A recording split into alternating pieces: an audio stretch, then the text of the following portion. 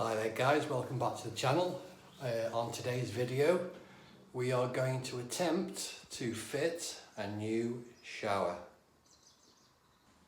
So as you can see there guys, customers provided me with a nice cup of tea first thing. It's a good start to the day. And today we've got to fit this Triton AS2000SR silent running thermostatic power shower. So this is the old one over here we've got to take off. As you can see, that's had better days, and it's just packed up, this one here. So that's an old Triton that's lasted the customer, I think they said well over 20 years, so it's time for a change. And this one, I contacted Triton and they said that's more or less a direct replacement, but obviously the latest design, so all the pipe work should be the same. Very quiet to run these are. I fitted one of these for a customer in another bathroom and he says how good they are. Some details on the back there if you want to pause it.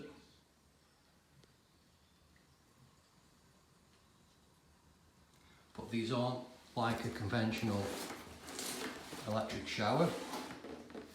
These have to have hot and cold pipes feeding them.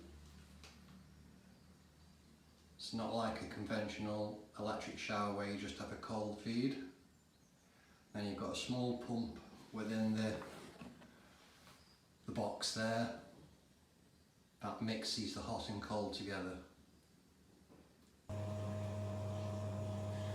So guys, we managed to isolate the hot feeding the shower off the cylinder there. It's that gate valve returned completely off. You can see that it runs up and up into the loft and then back down into the shower. So we've isolated the hot side. It's just the cold side we're struggling with.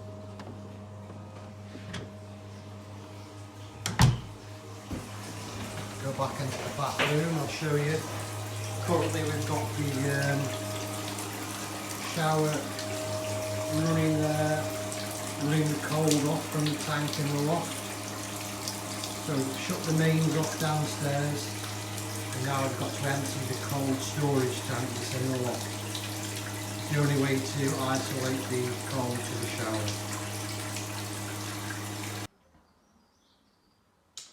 So now we're completely drained down. We're going to knock the power off now before we take the cover off, which is on this switch here. It's now off. I'll just test it.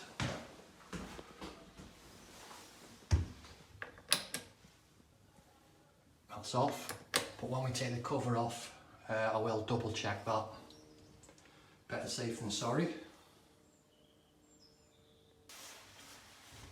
So we're taking the front cover off now guys. There was a screw at the top, there was a screw at the bottom, and then there was a screw where the dial is. You have to take one of the dials off before the front cover comes off, and then it shows us where the electricity's screwed into. So I've just tested that, it is dead.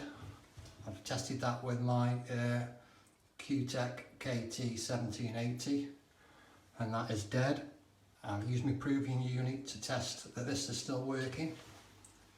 Guys, you've got to be really careful with electrics. If you really don't know what you're doing, then consult an electrician. But always check beforehand, during and after, just to keep safe. So now what I'll go ahead and do is I'll unscrew these connections. We can take that little bit of plastic, that's just like a splash proof protector, just in case there's any drips. And behind that you can see, just pointing with my detector, we've got cold supply and hot supply, the two pipes that we need, and these are push fits. And there's a little tool in the new box. The new shower comes with a little tool that I'll show you in a minute that locates on top of these push fits, so they can be both pushed down at the same time, because you need about 5 pairs of hands to push them down and try and pull it off at the same time. But we've got to release the screws first to allow us to do that. So I'll show you the next stage.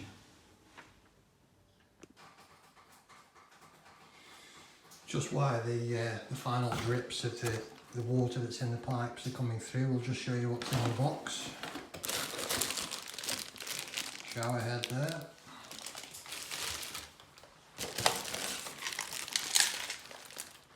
Shower head riser components. It holds the head. Down the side we've got the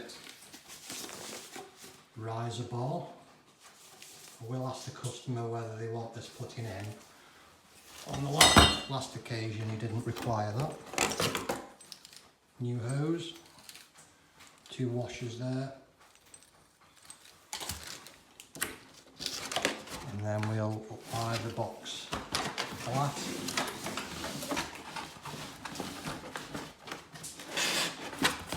Try and pull this out one-handed.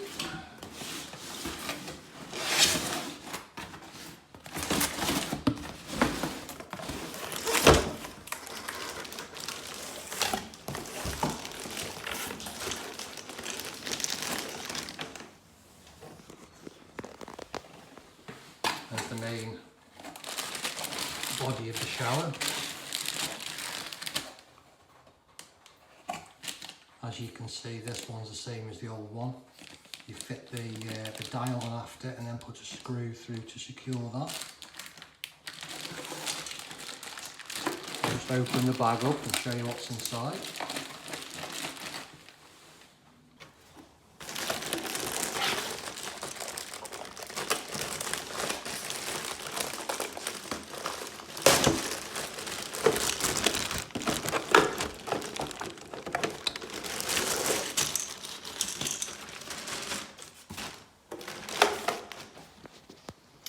Right guys, in the box, just took the cover off the main part of the shower there. So we put this part on first, the main body, and then the cover goes on if you release them bits of tape. The end of this lead then plugs into that connection there, which will give you your little LED light on the front. So that's all that's for. And as you can see there guys, we've got the same connections as on the old shower. We've got blue left for cold and red on the right for hot. So the pipes should just go straight into that, just like the old one is now. And this is the tool that we're showing you about. So to get the push fit fittings off, I'll just take you to the old shower actually and show you. You've got a couple of screws there, the dials, and these little locking pins. They fit in after you put the push fit fittings in.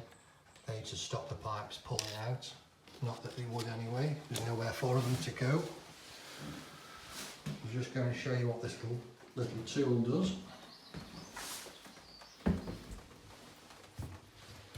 I just took the cover off the front there guys, that's why it's just dripping a bit, because we've still got a tiny bit of water.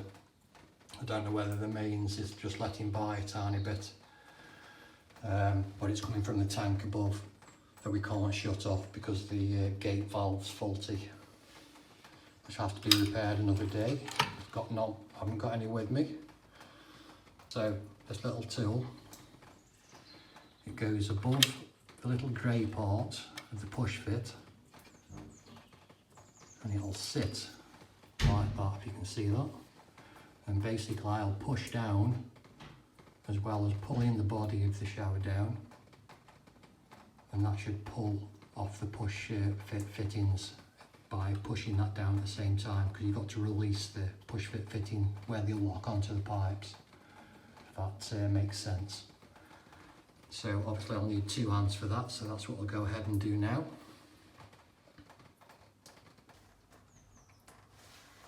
So guys, using that little tool, managed to get that off. That's what you're left with. Cold and hot pipes and the power supply there. A little bit of silicone on the wall I'm going to clean off with using the multi-solve. Just spray that on and it turns the silicone into like a chewing gum consistency, which just scrapes off then. It's well worth having in your tool bag. So I'll go ahead and do that, and then we'll start lining up, connecting to the new pipes and seeing if we need to drill some new holes. So guys, the holes are different on the new one. They would be, wouldn't they? Now I like to use my envelope trick to catch some dust when I'm drilling. So I'll start drilling out that and then the dust will just fall straight into the envelope. Might be a bit tricky on this side though, because I'll have water dripping into the envelope. So I might just let the dust just drop down there and then we can wipe it up afterwards. Putting 2 fixings in this like the old one. And I might just run a bead of silicone like the previous person did, just around the top edge. Just keeps any water dripping down into the pipes there in that hole. So I'll go ahead and drill these holes now, and I'll fix the unit in place and slide the new connections on the pipes. So I'll show you when that's in place, and obviously we can get this dripping stopping as soon as we slide the new pipes in place. Just to mention guys, when you're drilling new holes, if you've got a wall scanner, check behind the tiles, have a look in the next room to see what's behind there. Obviously we don't want to drill through pipes or electric because these pipes are quite close to the new holes that you're drilling, but I know that these pipes run straight up. So once you've mounted it guys, don't over tighten the screws, just pinch them up nice and tight, but don't really tighten them because you could crack the plastic housing. There's one in the corner there, there's another one there. There are holes for other fixings, but to be honest it doesn't need it. It's solid because these pipes are taking up some of the weight and stop the movement anyway. So next stage guys is, obviously we've got it nice and level there as you can see. This little sticker is hiding the wire connectors. When you pull the sticker all the way off, you can see down the side there it says neutral at the top, earth in the middle, and live at the bottom. Obviously represented with the screws there. Live, earth or CPC, and neutral at the top there. There's no screws in the middle holes, so you can only go where the screws are. So it's quite straightforward. You've got your 3 wires there. Obviously neutral's blue, the brown is live, and your green and yellow is CPC or earth. So we'll get that connected in next guys.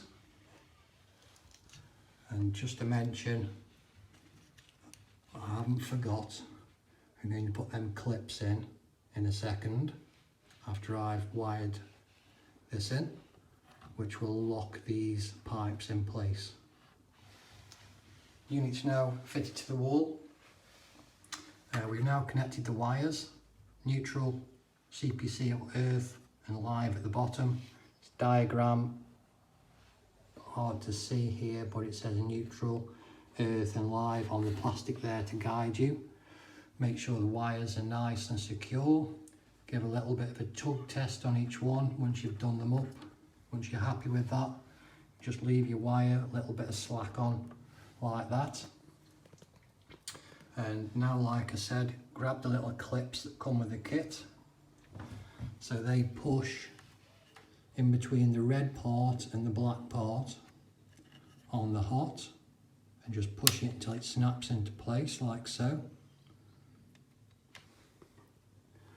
And then the same with the cold side on the blue. Excuse my chubby fingers. So we push that there in between the blue and the black. So basically that stops the pipes, the blue part and the red part pushing down to release these two pipes. It basically just locks that into position there.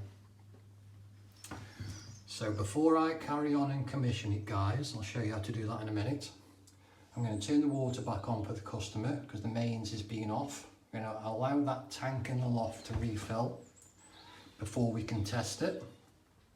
The hot's okay because we can turn that gate valve back on where the cylinder is.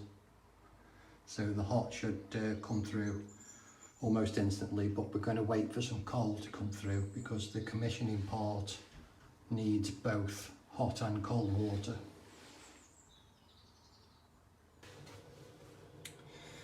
So yeah, we've got the water back on now, so we can always look for leaks. Now we've got the water back on, gives you the opportunity to check, and as you can see, bone dry, completely dry, so that's good. We haven't turned the power back on yet. We just got to wait for that tank to refill, like I said, but there's a stage called commissioning before you can put the cover on and use it. Just zoom in on this little switch here. See this little switch here? It's got a 1 at the top and it says commission 1, 2, on and off. Well, we need to leave it in that number 1 position to commission it. So basically what commissioning means is you put the cover back on in a minute and put the dial on and just temporarily, just lightly screw some screws top and bottom just to hold the front cover on. And once we've got enough water in that tank upstairs, we can turn it on and leave the hose off the bottom. We haven't screwed the hose on. You just press the power button and let some water through. So commissioning doesn't activate the pump. It leaves the pump switched off. So you'll just get water coming through. It's basically like priming the system without the pump working. So I'll show you how we do that in a minute. We'll turn the dial all the way to the left, all the way to the right. So that'll prime both the hot and the cold within the system. And then after we've done that commissioning, we'll come back and open it back up and we'll flick that little switch down. So we put commission to off in the off position, and you leave that switch down, so that then activates the motor. So once you put your cover back on and it's already been primed, next time you press the shower to come on, it'll activate the pump as well, so it'll start mixing both hot and cold together. So yeah, that's the next job. While we wait for the tank above to fill, just had a word with the customer. They said they'd like the new rail fitted, so putting it a little bit more centralised in the shower. He's happy for me to just to fill these old holes in with white silicone. So we always start from the top with the new ones.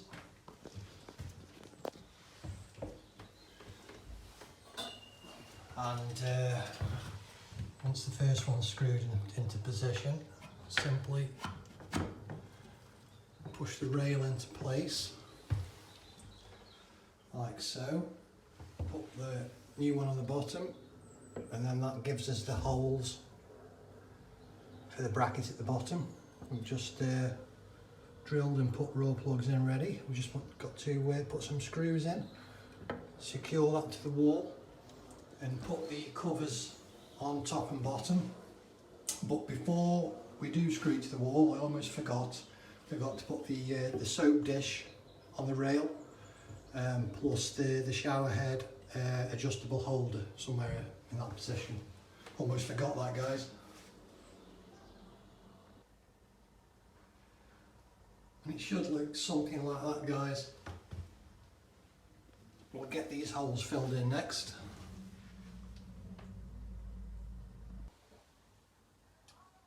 So now it's time for commissioning the shower.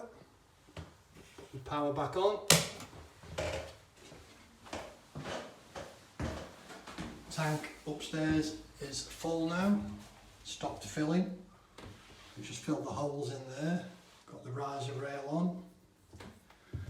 So all we do is we press start, turn this dial all the way to the left, all the way to the right. So the cold's a little bit slow at the moment because we're just trying to get some air out the pipes. So you have to persist with it, but it will eventually come through. But at least we primed it a little bit. And we can turn that off now after we've done that for 30 seconds. So now we take the front cover back off again and we push that little switch down, the commissioning switch. So we'll do that next. So guys, if you can see that, we've moved that little switch down now, which takes it off commissioning. So it'll activate the pump now. And don't forget we have to plug that lead in there. So that's to activate your LED light at the front. And it also connects up the start stop button. Put the cover back on now. So it just pushes on like that for now. And we have to put the dial on with the screw in and the front plate of the dial. We've got a screw at the top there and one at the bottom underneath. So we'll put those screws in, and we've got to attach the hose as well, and then we'll put it through that hole there into the holder, and then we'll start it up and try and draw a bit more of the air through the pipes. That should clear it then. As you can see, the warning sticker has never be connected to a mains water supply. That's because, like I said, this shower's fed by gravity, the tank in the loft. Mains pressure is too much for this.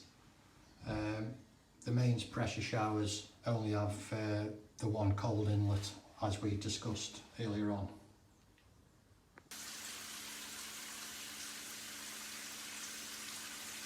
And that's it, guys. So guys, that's the shower all fitted and ready to hand back to the customer. I hope you liked today's video. Sorry I couldn't show you every little detail. It's just tricky when you've got to use both hands. But if you've got any questions on how to fit this, then please just drop them in the comments down below and I'll get back to you as soon as I can. And if you haven't already done so, would you consider please hitting the thumbs up button for today's video and subscribing to my channel. Just help me grow a little bit more. I'd appreciate that very much. And thanks very much for watching. If you've got this far, well done. And I'll see you in the next one. Cheers guys.